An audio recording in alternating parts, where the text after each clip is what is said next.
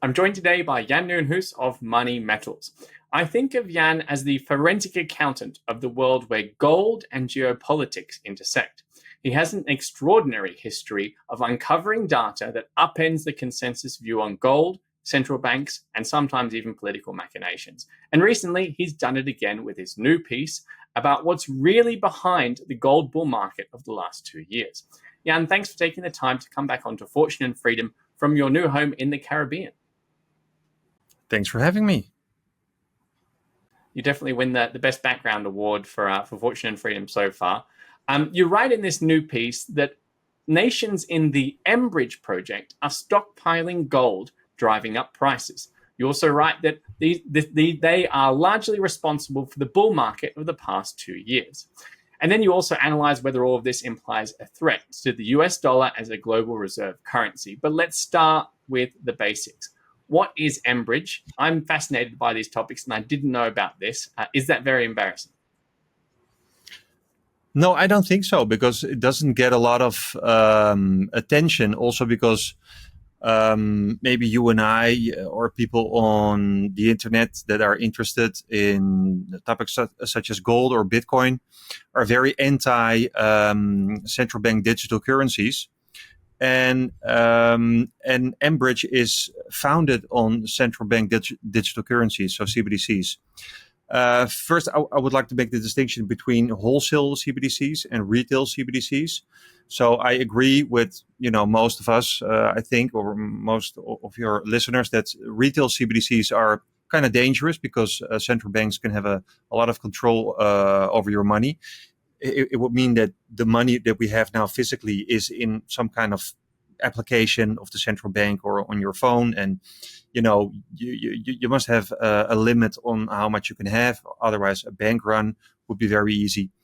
A wholesale CBDC, in contrast, is just a digital form of the funds that commercial banks have at the central bank now. So it's just the same system as we have now, but done on a distributed ledger technology. So your question was, what is mBridge? So mBridge is it was founded in 2021 between 4 countries: the United Emirates, Hong Kong, China, and Thailand. So the 4 central banks were trying to make a new system, a technological system, an infrastructure to make cross-border payments.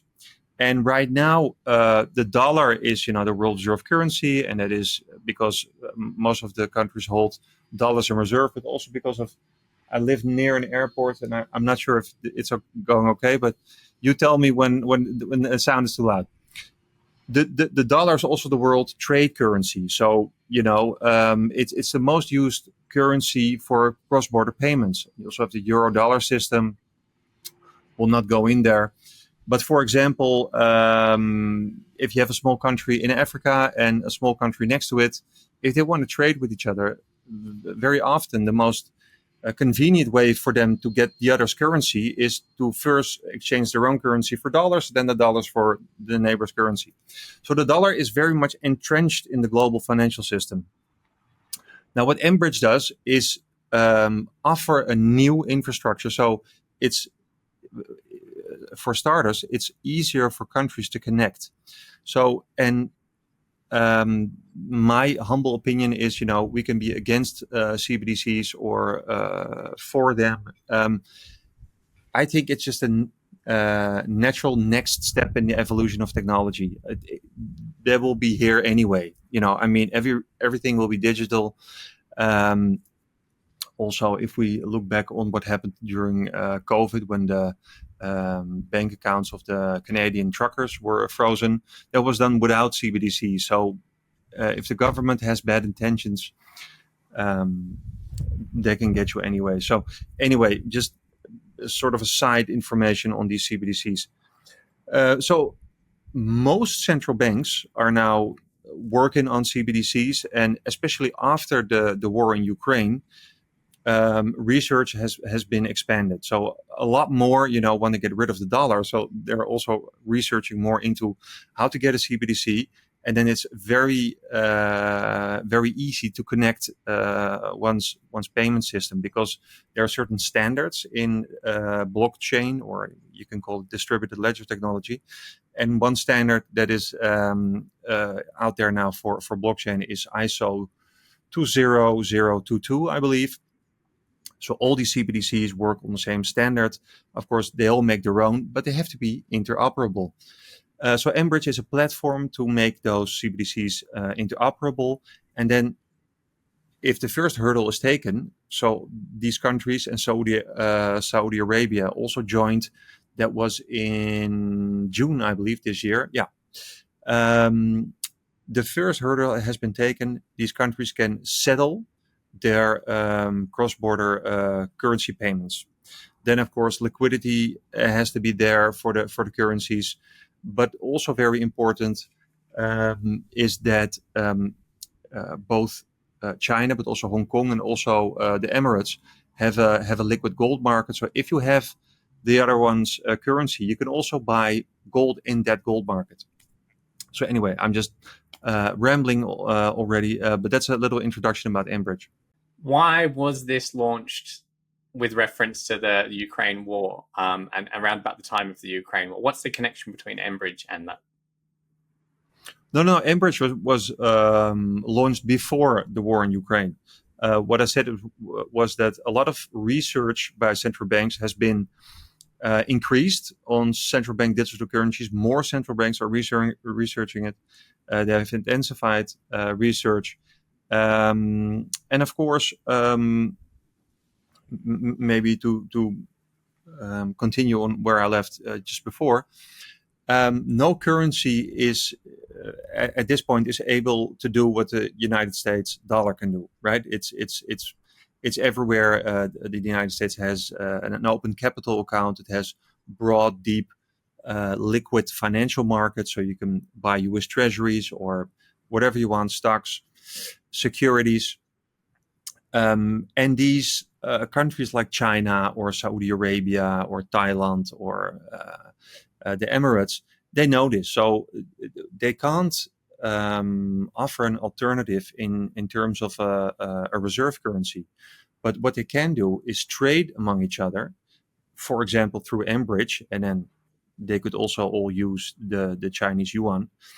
And then when there are any trade imbalances at the end of the month, they can settle that in gold, because gold is, a currency that can be that is a competitor to the dollar in terms of world reserve currency. So what you need actually is a trade infrastructure, and then a store of value to settle trade imbalances. Of course, I don't know exactly how the whole system could work, but this is a theory. The gold recycling theory, I'm not the only one that is talking or writing about this, is already here. If you look at the Treasury publishes this data, that is the amount that foreign central banks own in U.S. Treasuries, and that has been flat for a couple of years now. And we know that since 2008, but especially after the beginning of 2022, central banks have been buying a lot of gold. So instead of putting their surpluses in U.S. Treasuries, they put it in gold. So this gold recycling is already happening. And, it will be a slow process to get rid of the dollar, but we can certainly see very interesting things happening here. And I think mBridge is a lot more interesting to look at because,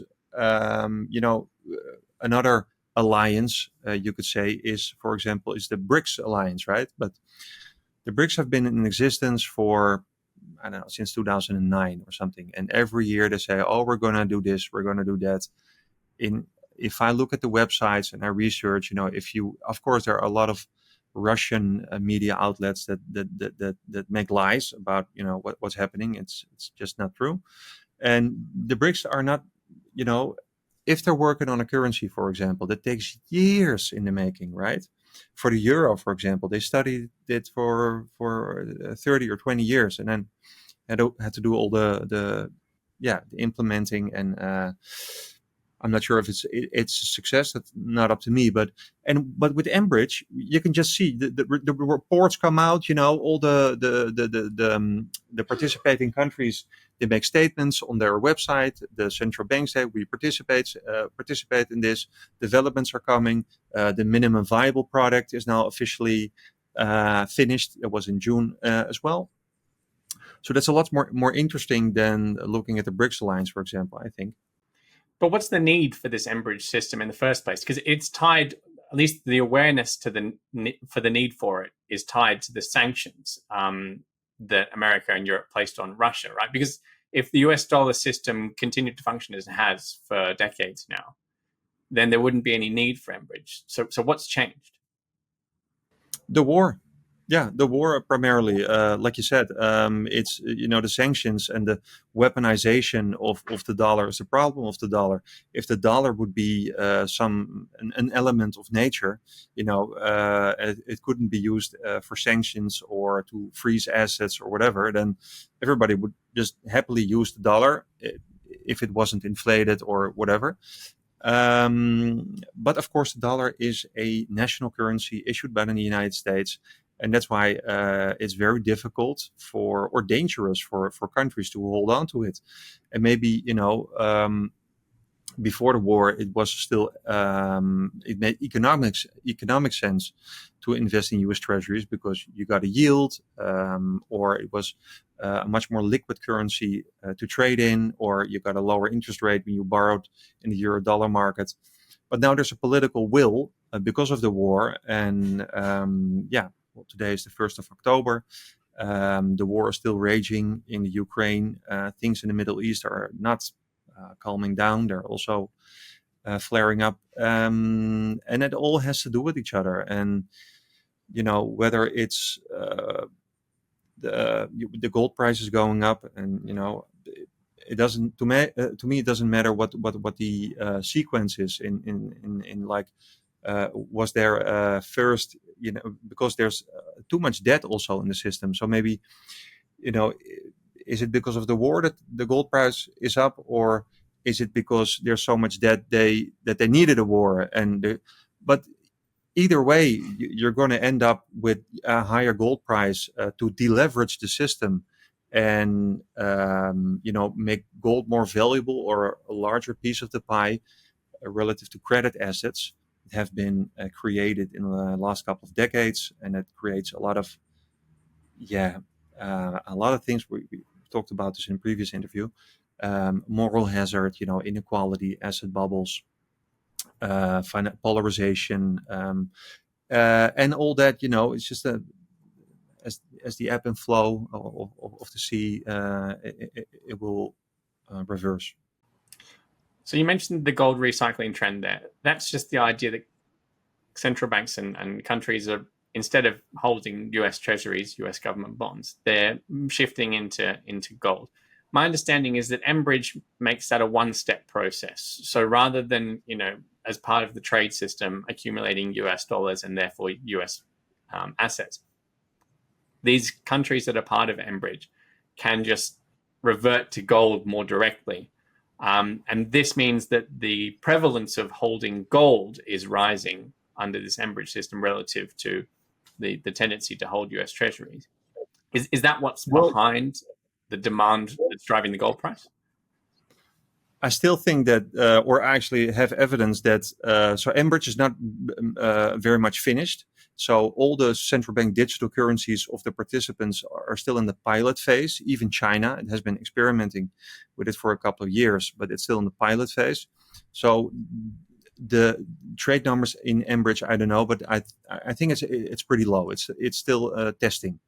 So what the central banks and the most important central banks are China and Saudi Arabia, of course. Saudi Arabia is the largest exporter of oil. China is the largest importer of oil.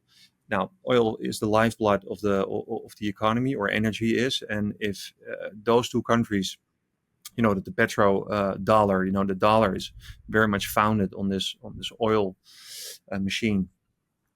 If those two countries switch to something else, that would be a blow to the dollar. But they first buy it with dollars still.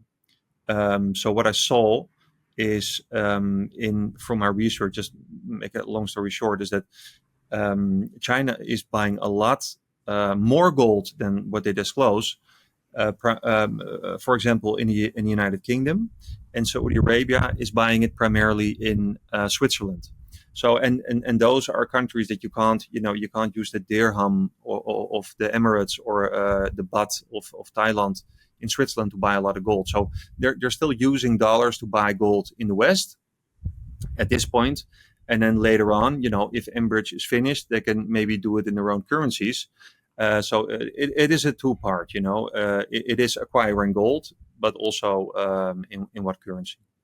And then you have in what currency you trade for your goods and services. And you've also pointed out that there seems to be a change in the nature of this buying behavior. You call it the price insensitivity. Previously, these central banks and governments would buy gold when the price was down. Recently, they've changed their buying behavior. So take us through the price insensitivity of gold. Yeah. So what happens, and this is something I call it the ebb and flow of gold, or ebb and flood. But this was conceived, this theory, or there's data to back it up, by Timothy Green, and he was a very famous gold author in the 70s, 80s, 90s. He recently passed away.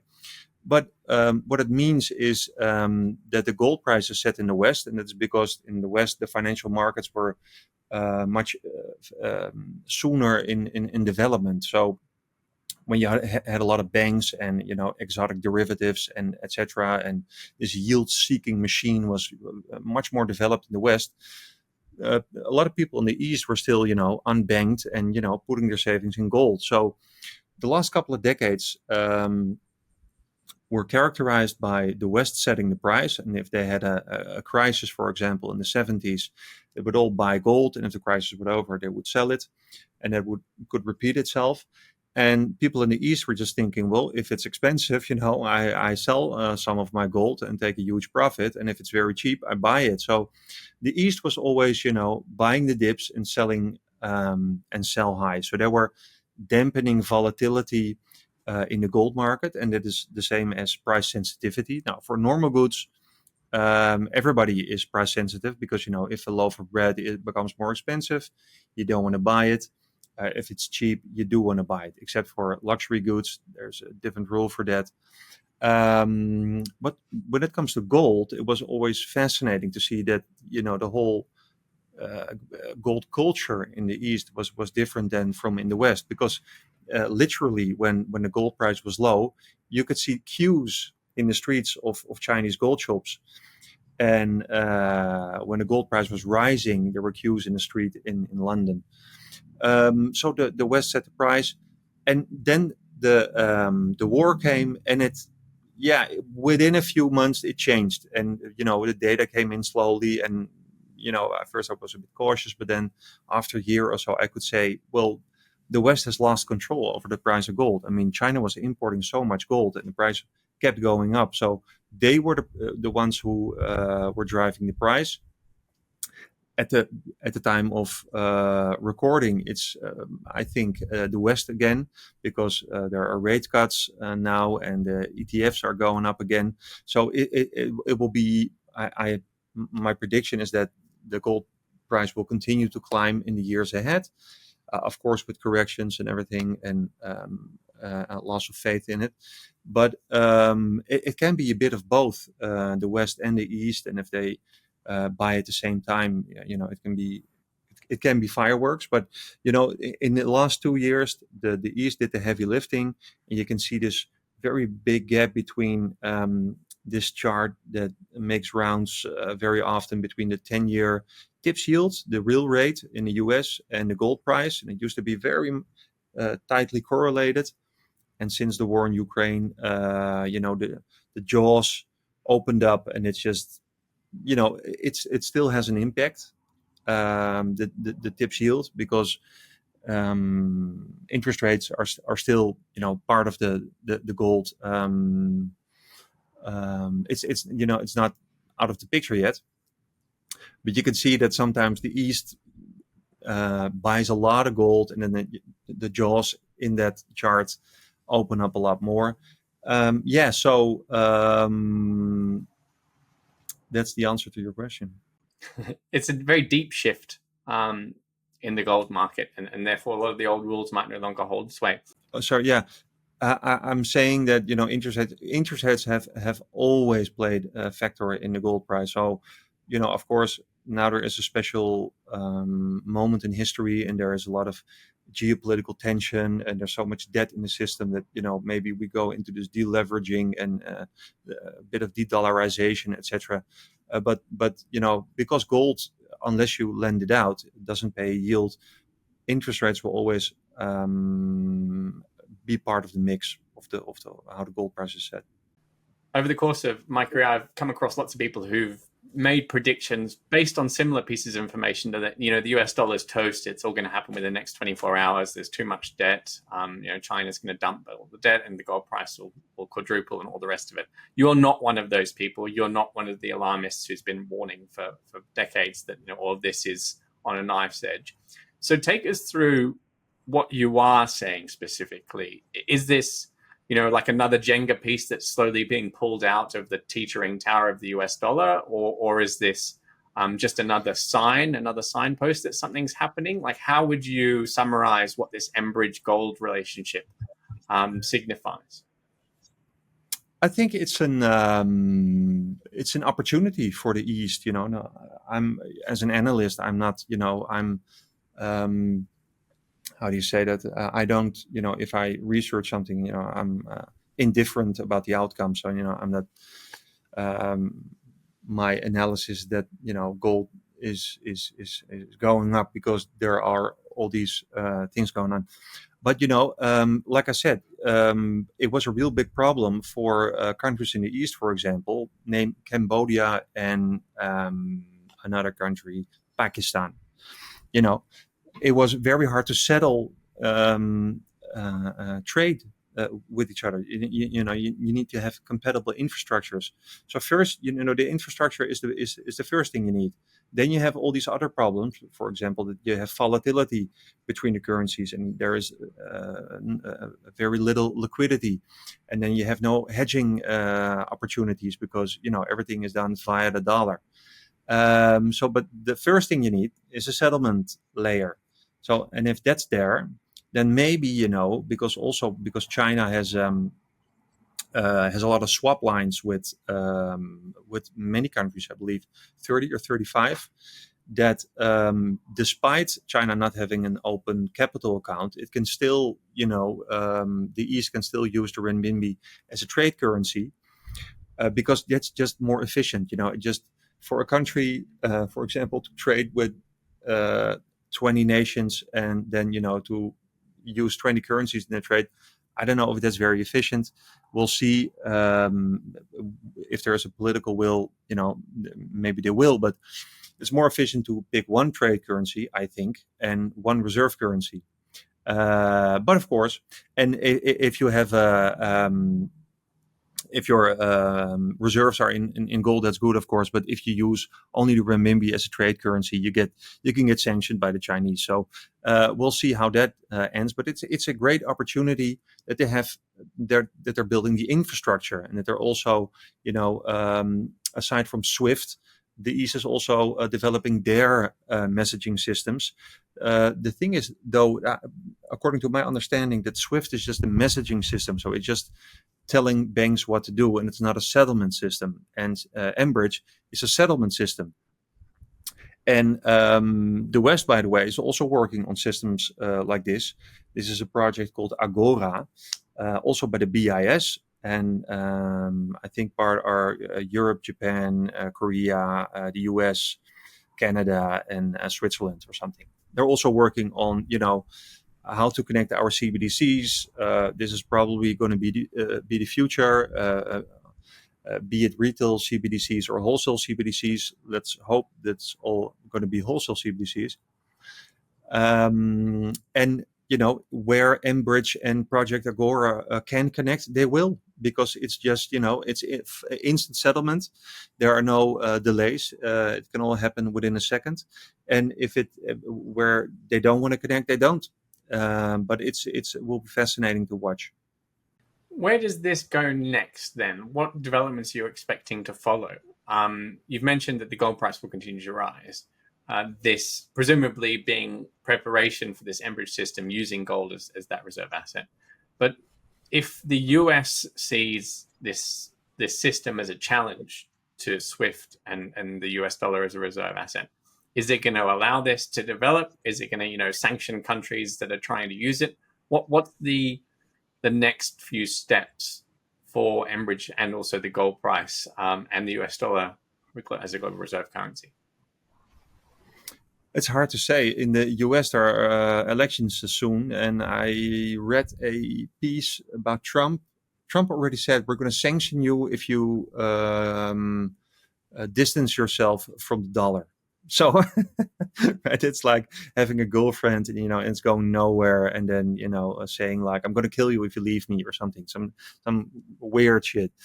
So it's very hard to, if I look at America has so much problems internally that of course they could, a lot of people are really making these equations like, okay, so you're spending this much on military aid outside on Israel or Ukraine, 50 billion, 100 billion. You can, do a lot of things with, that much money inside the US. And, the fiscal deficit in the US is just enormous now. And the debt is also, the debt to GDP is also very large. So I don't know what the US can do, what I do know is that it can be a very inflationary period because, China has its problems, right? That economy is not going well, so they have to stimulate.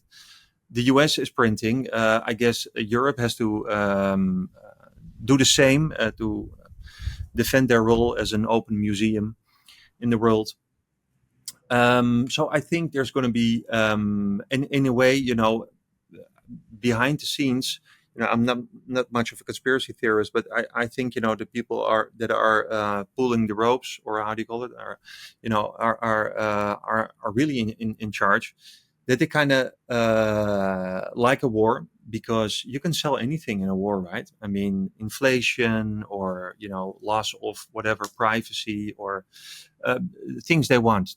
They can do it with a war. Most important, let's keep it to the inflation part, because if you get inflation, that to GDP level will go down. You can do a sort of a reset, while also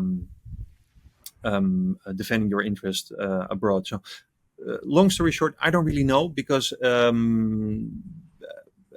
if Trump wins, I think they're going to be more focused on themselves. They will be less enthusiastic to participate in NATO, etc. So they will, and if Kamala wins, there'll be more influence by the US. But what can you do against mBridge and countries buying gold? There's certainly an end to it. And the more sanctions they will put on countries, the sooner they will de-dollarize, right? But it will be a very slow process, because like I sort of described previously, the dollar is so entrenched in the financial system, and also with the euro-dollar market. That's, there are trillions and trillions in debt in the euro-dollar market. It's an offshore dollar market where countries outside of the US owe each other dollars. It's not like, oh, we're not going to pay back the dollars and screw the US. Countries outside the US will screw themselves. It's just it's a weird situation. So how all that will be resolved, maybe have to think about it some more. I'm never done thinking. But maybe, inflation of the dollar will also chip away something of that problem. I don't know. I feel like that threat from Trump to sanction countries if they try and distance themselves from the dollar would be a pretty big shift in US policy, right? Because historically speaking, countries that try to do that would get bombed and then invaded. So that this is a pretty big shift. But I think we're going to have to follow this in long term, like you said. What's the shift in that they announce it beforehand? Yeah, well, the shift would be that they would stop bombing and invading countries and sanction Right. them instead. Yeah. An outbreak of world peace. But that's tongue in cheek. Who knows what he would do? Who knows what either of them would do? Anyway, I think we're gonna have to follow this as it continues, which means you'll be coming back on regularly to Fortune and Freedom. I'll post a link to your original piece in the description below this video on YouTube. If you've enjoyed this video and you enjoy these themes, I encourage you to check out Jan's articles on the Argentinian repatriation of gold to the UK, which have been an unusual piece of information that he's dug into as well that I recommend you check out. Jan, thanks very much for coming on again, and to everyone at home, thanks for watching.